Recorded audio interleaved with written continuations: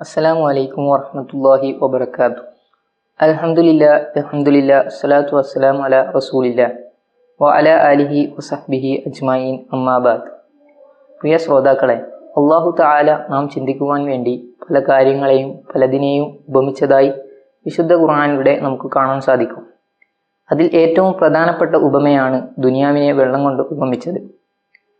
അല്ലാഹു പറയുന്നു, വളിരിബ് ലഹും മസലൽ ഹയാത്തി ദുനിയ കമാഇൻ അൻസൽനാ മിനസ് സമാ.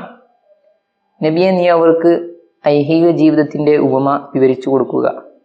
നാം ആകാശത്ത് നിന്ന് ഇറക്കുന്ന വെള്ളത്തെ പോലെയാകുന്നത്. ഇമാം ഖുർത്തുബി ഇതിനെ വിശദീകരിക്കുന്നത് നമുക്ക് കാണാം. വെള്ളം എന്നൊന്നും നിലനിൽക്കുന്നതല്ല, അതുപോലെ തന്നെയാണ് ദുനിയാവും. വെള്ളത്തിൽ പ്രവേശിച്ചാൽ പരീക്ഷിക്കപ്പെടും, അതുപോലെ തന്നെയാണ് ദുനിയാവും. അതുകൊണ്ട് തന്നെ പ്രിയമുള്ളവരെ, ദുനിയാവിൻ്റെ യാഥാസ്ഥികതയെ മനസ്സിലാക്കി എന്നൊന്നും നിലനിൽക്കുന്ന പരലോകത്തിനു വേണ്ടി അധ്വാനിക്കുക. നാഥൻ അനുഗ്രഹിക്കുമാറാകട്ടെ. വആഖിറു ദഅവാനാ അൽഹംദുലില്ലാഹി റബ്ബിൽ ആലമീൻ. അസ്സലാമു അലൈക്കും വറഹ്മത്തുള്ളാഹി.